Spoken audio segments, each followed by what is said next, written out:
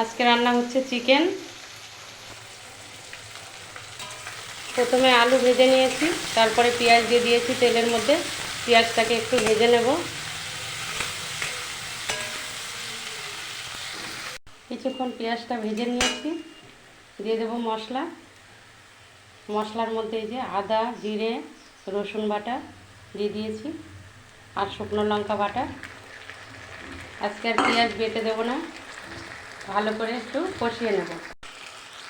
মশলার সাথে লবণ, হলুদ, টমেটো সস দিয়ে দিয়েছি, ভালো করে একটু কষিয়ে নিচ্ছি। মশলা দিয়ে কিছুক্ষণ আমি কষিয়ে নিলাম।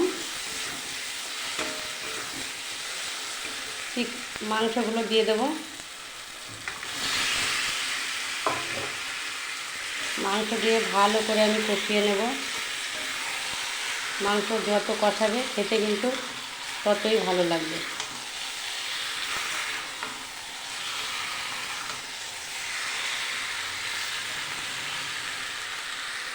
ভালো করে মশলার সাথে মাংসগুলো মিশিয়ে নিয়েছি, নাড়াচাড়া দিয়ে এবার ঢেকে দিচ্ছি।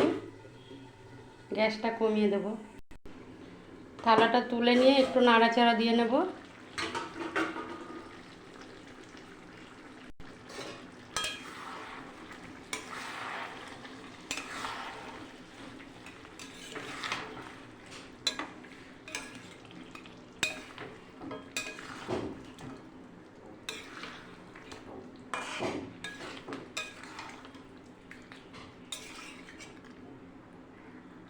গ্যাস কমিয়ে দিয়েছি, কতটা জল বেরিয়ে গেছে। এই জলে মাংসটা সেদ্ধ হয়ে যাবে ভালো।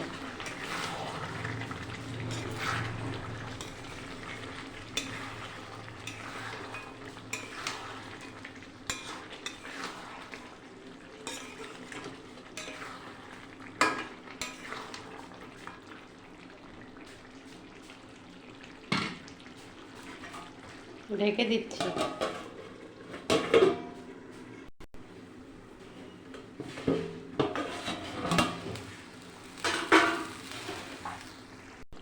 মাংসগুলো খুব সুন্দর গলে গেছে।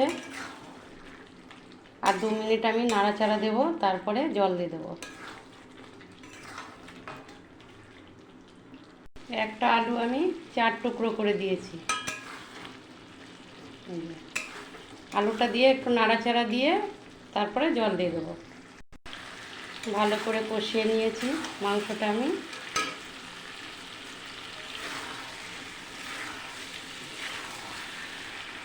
জল দিয়ে দেবো।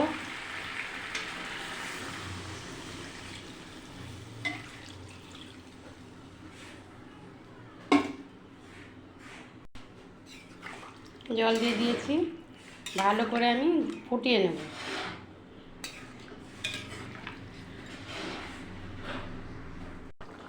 হয়ে গেছে মাংসটা আমার। একটু পাতলা ঝোলঝোলি রাখবো। এটা একটু ঠান্ডা হলে আরও ঝোলটা টেনে যাবে। কেমন লাগলো মাংসর রেসিপিটা অবশ্যই কমেন্ট করে জানাবে। আজকের মতো এই পর্যন্তই। দেখা হচ্ছে পরবর্তী ভিডিওতে।